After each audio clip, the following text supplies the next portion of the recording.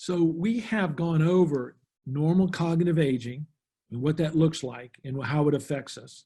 And then the first step into the pathology is mild cognitive impairment.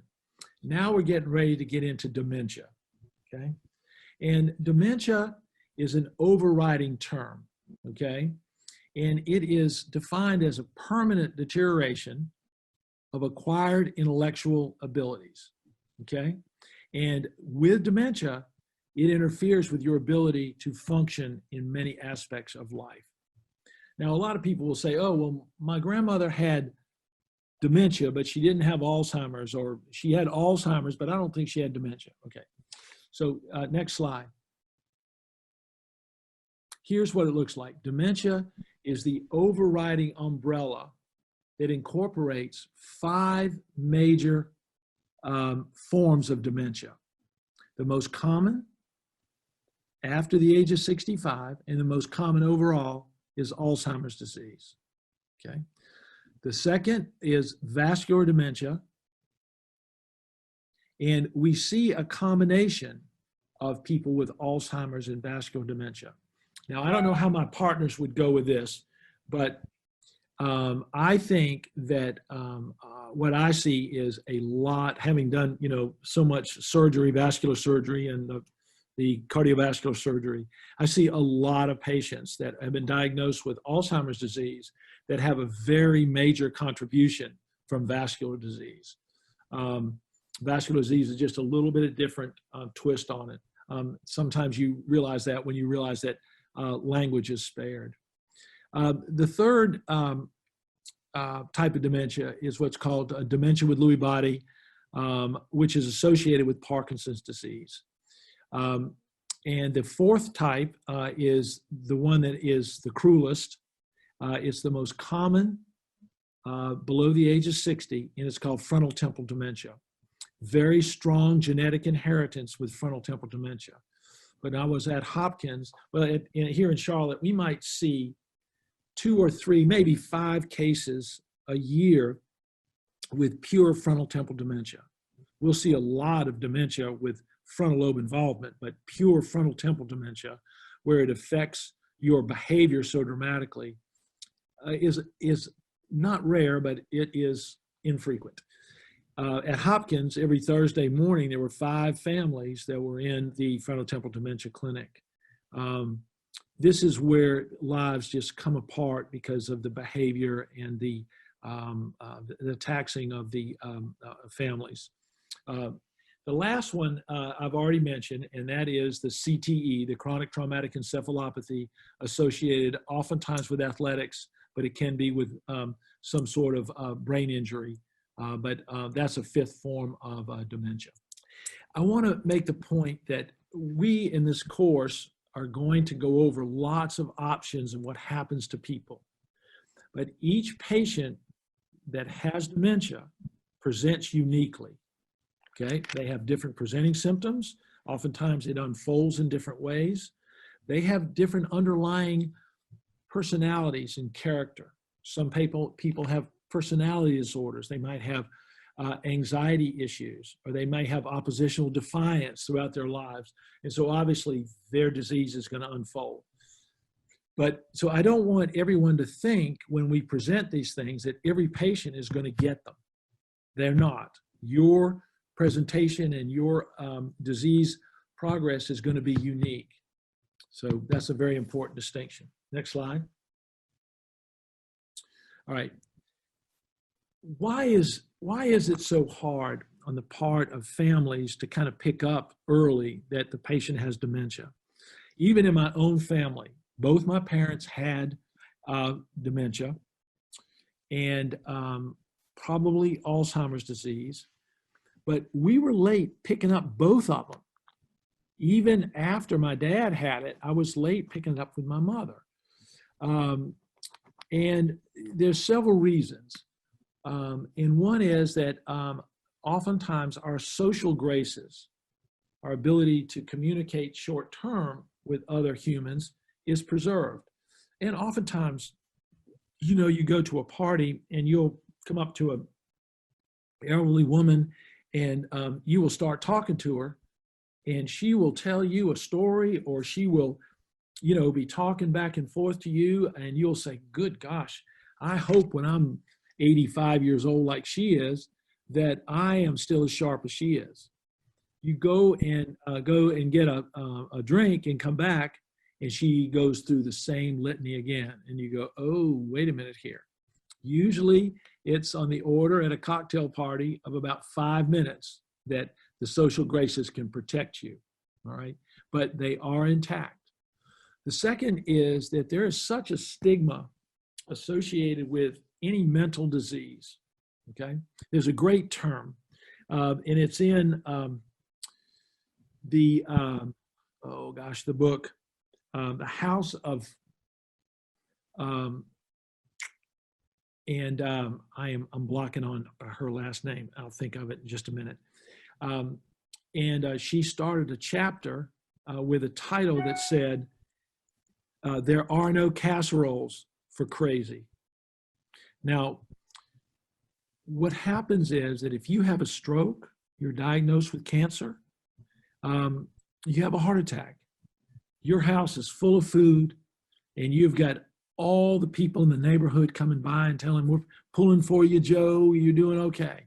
Well, when you have mental illness, especially dementia, people are moving away from you. The stigma, they don't know what to say, they don't know how to say it, and the stigma is so ingrained in our society that people will do, families and individuals will do anything not to have to come face to face with the fact that they may have a loved one who has dementia. The third thing, patients are really good as they progress. Confabulation is a word that we would say to a teenager, you're lying to me. But it's a euphemism for when people tell fibs. Now, the difference about confabulation is that the patients, when they have dementia and they confabulate, that means when they can't remember something, they will make something up. Like the other day in the office, someone said, well, Mom, tell Dr. Edwards what you did last week. And she said, oh, you're talking about my trip to Nordstrom's, where I had lunch and I shopped all day. Well, she no more went to Nordstrom's or shopped all day, but to her, it was her reality. She was asked what she did and she just made it up. But the difference is that your teenagers know they're lying to you, and your loved one who has the memory issues, they don't know they're lying to you. They think they're telling the truth. One of the things that happens is that people will say, I'm going to skip the false memories and delusions, and we're going to get into task avoidance. The story oftentimes is that Dad has gotten very lazy. He no longer wants to mow the lawn. He used to be out there all the time. We had the prettiest lawn in the neighborhood. Well, it's not that Dad doesn't want to do that anymore. He's lost the ability to sequence and know how to work the lawnmower and get out there and do it. So, if someone, don't think that your parents have all of a sudden gotten lazy. It's more likely that he's lost the ability to do those things. And so there's a lot of reasons why. Also, the telephone is your enemy. If you live out of town from your parent or your brother or sister, whoever the patient is, and you talk to them on the phone, you're going to get fooled.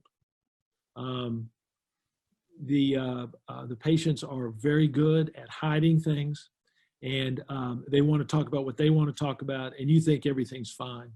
My brother, who was in the Navy, used to call my dad, and I used to tell him how Dad was slipping, and he would call me on the phone and say, Chuck, Dad's doing great. I just spent 15 minutes. He's telling me about the Cubs, and everything is great. He said, we're going to visit. He said, I said, I think you're too hard on Dad. He said, when we visit, we're going to stay with you and Mary. I said, no, you stay with Mom and Dad. He went over there, and about 15 minutes after he was there, he called and he said, do you know how messed up this place is? I said, welcome to my world. The phone will fool you. Next slide. Why we want to get in early. If I said earlier that we had no treatment that would affect the course of the disease, we do have certain treatments that can make memory a little bit better. Not a lot better, a little bit. And that are the Aricept drugs or Namenda. But the earlier we make the diagnosis, the more we can come in and see if we've got depression, see if there's a medical issue, whether or not hypertension is raising. Hypertension is raging, excuse me. And we can look at blood sugars, we can look at oxygenation, we can look at B12, we can look at D3, all the things that we might be able to make things. We can check the thyroid. So we want to know the medical because there are medical diseases that masquerade as dementia. The second thing is that we can establish where we are and then prepare the caregiver, especially, sometimes the patient, but mostly the caregiver, as to where we're going with this, okay? We teach the caregiver how to deal with the sometimes almost impossible repetitive questions, bizarre behavior, delusions, all those things. We can prepare you for that. We also can provide some support. If we've been through this and we can provide some strategies and some knowledge, then you don't feel like you're out there alone, okay, that you're the only person that's been through this. And you can get a lot of support from our staff and from the doctors. We can also determine what stage of caregiving you're in, where there are several stages, and that's another talk. But if you are overwhelmed, burned out, there are medications that can sometimes make up for that. So, but realizing what stage I'm in, make the transition to that stage. Then if you have high expectations and the reality is lower than that, then you're always on a roller coaster. And every day you have the possibility of having a despondent crash because the patient has shown you the direction he's going in, and we're not prepared for that. Also, the last thing is that we spend a tremendous amount of time preparing you for the end game. We do not want surprises. We want to be in control. We don't, and oftentimes the medical establishment don't know the extent of the dementia. They're very uncomfortable with dealing with patients with dementia, and we know what we want this to look like. We get that from you, from the patient early on. But so one of the reasons for establishing an early diagnosis is for the patient to be able to contribute to their own process. That if they say, now look, I do not want any of these things done, then that gives us guidance as to how we are going to treat them. A very important sentence is, just because the patient has memory loss doesn't mean that they give up all control of their lives. And we just have to learn how we can connect and communicate with them so they do have influence. And then also at the end, where we know exactly what we want that to look like.